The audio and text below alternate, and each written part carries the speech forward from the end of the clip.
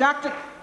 Henrik Clarke was a transforming and a transcendent person. He was able to help you to understand your intrinsic worth. Unfortunately, our young people and some of our older people know our athletes and entertainers and those that are kept before us on the various forms of media. But they don't necessarily know those people who have changed the meaning of who they are. Dr. Clarke is one such person. In his book, My Life in Search of Africa, he was taught by teachers who believed in him. And if we look at the phenomenon that I call the Trayvon phenomenon, it is an American phenomenon. If Dr. Clarke were alive, he would not have been surprised at the verdict. I was not surprised. I was hurt, but I was not surprised. Because if you know the history, you will understand what happened in that court. He was judged by people who knew nothing about him or his value or his history or his culture. And while we, in all of the efforts that are made at Clarke House, at Samota, at the CARE mentoring program that Sister Susan Taylor has, we are telling the children who they are. We are helping them to believe in themselves and their value by our relationship with them. Not only by talking to them and embracing them, but listening to them and finding other people who will attach themselves to these children. That's what these supportive community-based organizations do. But in the Trayvon phenomenon, we are judged and evaluated by people who know nothing about us. The fact that Trayvon was a human being of value and character and brilliance, the people who sat in judgment on him did not know that. Dr. Clarke was an educator in the schooling system and in the public system. In the schooling system, he was the head of African and Puerto Rican studies at Hunter College, one of the highest positions that a person of African ancestry can reach in a European university. And he was there because he understood that the people who teach our children, who judge our children, who give health services to our children, who give guidance to our children, don't know anything about our children. And that's the dilemma that I would like to put in your hearts today. Because in addition to your valuing yourself and valuing your children, please understand that the world that they live in simultaneously is demeaning them. In the school system, they are not learning about themselves. They are not told of their greatness and their potential. Oh, if they can play ball or be a musician or an entertainer, you can be the master of the ball. And our boys are, and many of our girls are, but they don't necessarily write the contract that enables them to be able to help their people and relate to their people. Now, Dr. Clarke was not a person who believed a great deal in demonstrations. He said, we need to be able to take the energy of the demonstration and use it in a productive way. Now, I went to the 2 demonstrations in Philadelphia because I wanted to be near the heartthrob of the people. But I kept saying to the organizers, who's collecting the money? If only at every demonstration, each one of us had given $1. Think how much money we would have to be able to solve some of the problems. More than 15 years ago, when Clarke House first came into existence, I had a conversation with Dr. Clarke about some of the things that we should do. He said, the first place, you've got to buy more houses. You've got to buy property. You've got to own something. You have to build something where you belong there and it is yours. He said, then we have to build some factories. And do you know what kind of factory he talked about? A paper factory.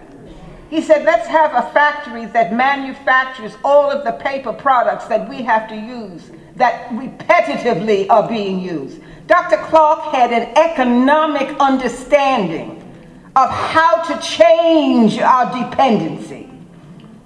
We haven't done that. So as we look at the Trayvon Martin phenomenon and look at it through the eyes of Dr. Clarke, he would say two things. Number one, build an economic base. Every time you come together to have a conversation or to make a protest or to let the world know we're not satisfied with the way you're treating us, that's fine. It bothered me at these demonstrations that we used to say, no justice, no peace. Now we're just talking about peace. No justice has been lost. That message of saying no justice. What does justice mean? It means that I control my destiny. That's my justice. That I put my money where it benefits my people. That I make sacrifices for them. That I connect with them and validate them. It's not a justice that somebody can give to me. It is a justice that starts first with me. I believe that the demonstrations are important, but not without a collection to help solve some of the enormous economic problems that we confront.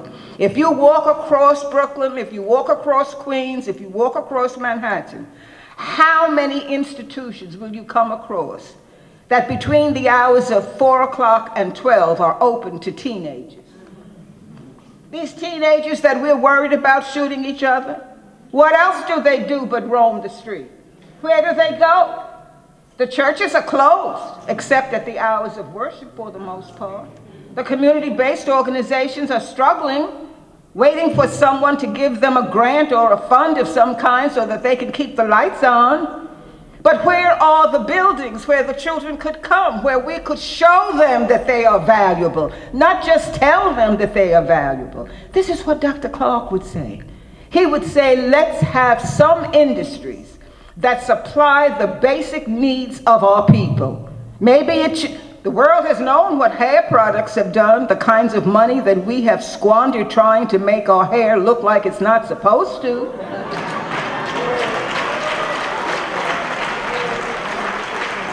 And sometimes we forget the congruence of the whole person. And this is not a time to talk about that necessarily, but it is a time to help us understand how wasteful we have been while we're looking for someone to give us justice. Those people that we're looking to give us justice are making their living off of us. But our hair is smarter than we are, because it'll go back home every time it gets a chance.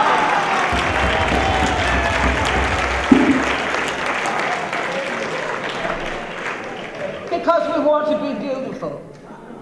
But I tell you that you are beautiful. You are beautiful. And in your natural beauty, you are congruent. All of the parts fit together. And it is a magnificent spectacle to see. Dr. Clarke would say that. And he would also say that until we get involved in those systems that judge our children, if you don't get involved in saying to New York State, the curriculum has to change so that the people who teach my child respects my child. And there's opportunity for you to do that. But if I ask how many of you know your regent, or have ever been to a regent's meeting, or have ever written a letter saying the curriculum is omissive and distortive, and we have given you that information. We've told you in the curriculum of inclusion just how damaging it is.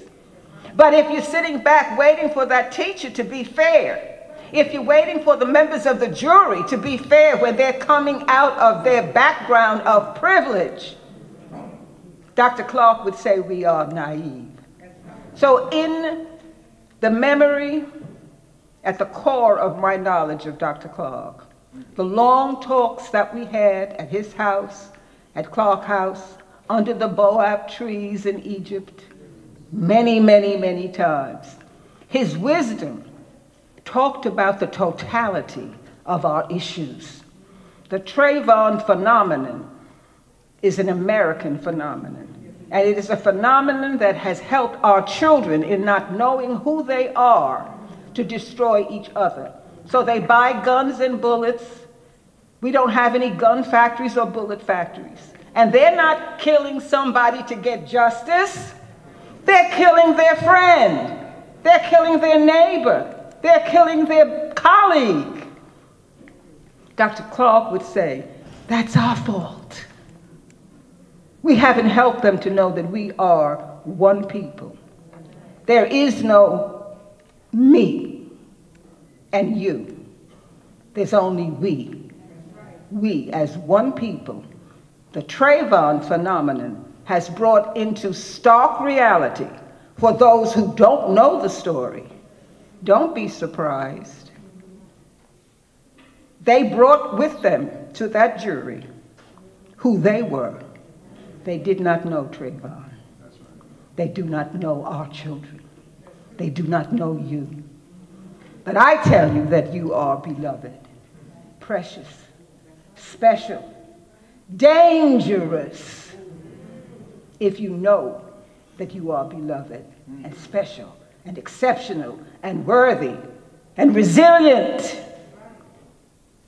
You are beloved.